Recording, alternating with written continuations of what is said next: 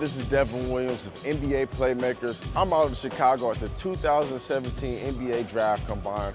I'm really excited, but I will tell you that I am a little bit of a skeptic. You know, what my job is today is go around to all these stations and figure out how all this translates. So now you got a player like John Wall, and now you got another player like Isaiah Thomas, both playing at a very high level all year. But John Wall, you would expect him to kill all this. Isaiah Thomas, he went 60th in the draft, and you see what he's doing today. So I want to get a little bit more information to get closer to figuring out the truth behind all this. Let's go check it out.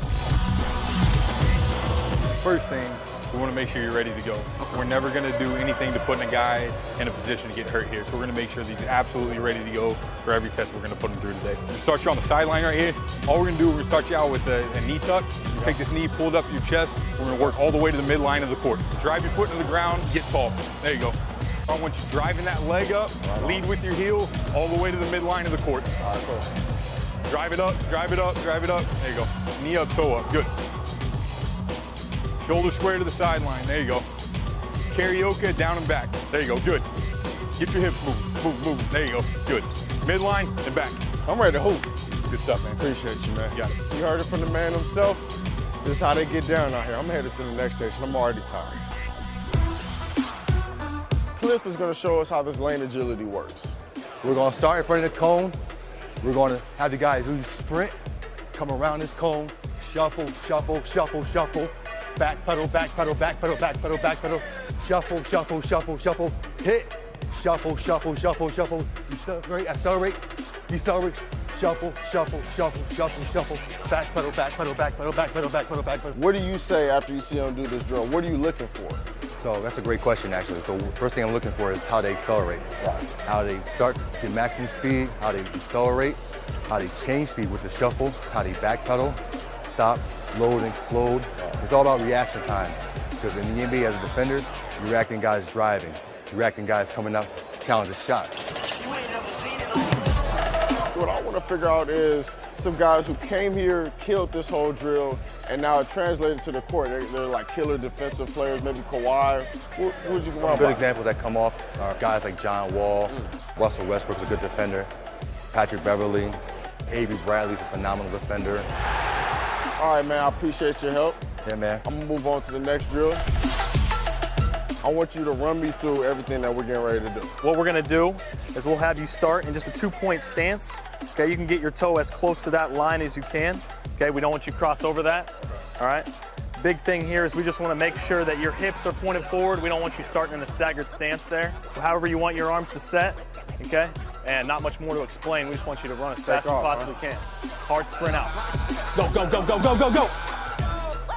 Oh, you letting up. Not too bad, man. 3-2-8. I do have a question though. So how does all this translate?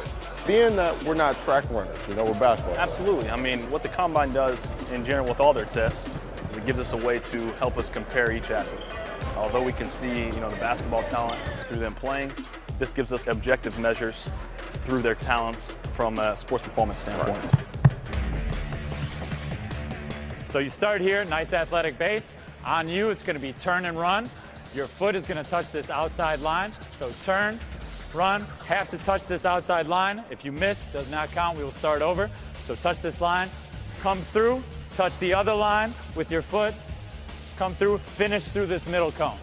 We're stopping, we're turning. What move does that simulate in an actual basketball game? So there are multiple. It's just lateral agility. So when you think basketball, you want to be able to stay in front of your man. Definitely. It's one of the biggest things. If I'm able to move quickly laterally, I'm able to stay in front of my guy. Also, first step. So if I have the ball, my first step, if I'm faster, all it takes is a half a second. What are some of the muscles that help me get off to the next spot quicker? The main thing with quickness is force distribution. You're always putting force into the floor.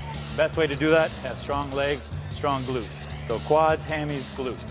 You think like a squat or a deadlift, those help you get out of those positions very quickly.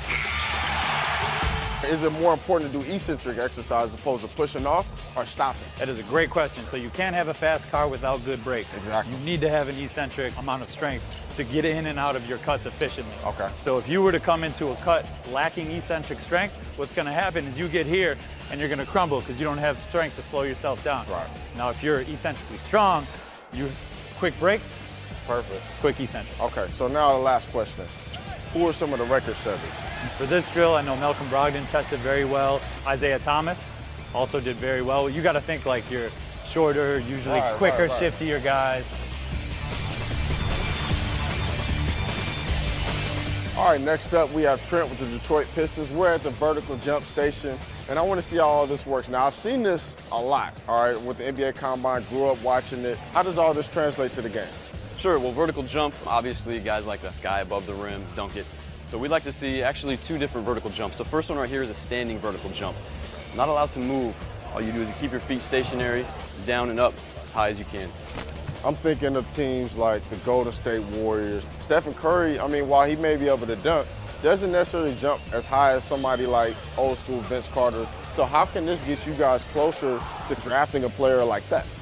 Sure, yeah, great question. So what we like to do is to correlate some of the things that we see on the court to the performance in these metrics as well. I wouldn't say we base all of the decisions for draft picks on simply these performance metrics.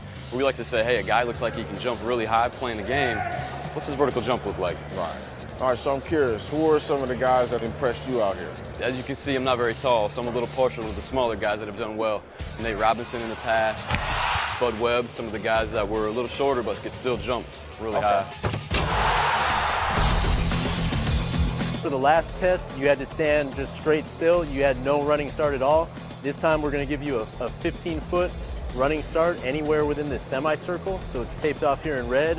You can go off 1 foot, 2 feet. Some guys like to come around and do like a little curl. Some guys will just kind of drop step into it. Doesn't matter what you do, just get as high as you can any way you can. What does this tell you about a guy, say he gets up and touches the top? It just tells you about their maximum power. It's explosive power. It's how well you are at translating force with your body weight. You could be a really explosive guy, but if you weigh a lot and you're not able to translate it into an athletic setting, then it doesn't really do much for you. If you think about it, right, a jump is applying force into the ground. So if you get yourself stronger, you're gonna be able to apply more force into the ground. You're gonna be able to shoot yourself up a little higher. Single leg squats, lunges, double leg squats, all that stuff that's gonna help develop your hamstrings, your glutes, your quads, your calves. It's gonna help you produce more force through the ground and translate to a bigger jump. All right on, man. Well, this is Brent showing me how to get my vertical up, and everybody else, for you guys out there, take note of what he said. Thanks for your time. No problem, man. I'll catch you next time. Sounds good. The teacher has now become the student. Each station that I went to, they gave me up on everything, how everything works. As I was a skeptic before, not so much now. But it'll be interesting seeing how all this plays out. I'm Devin Williams. I'll see you guys next time.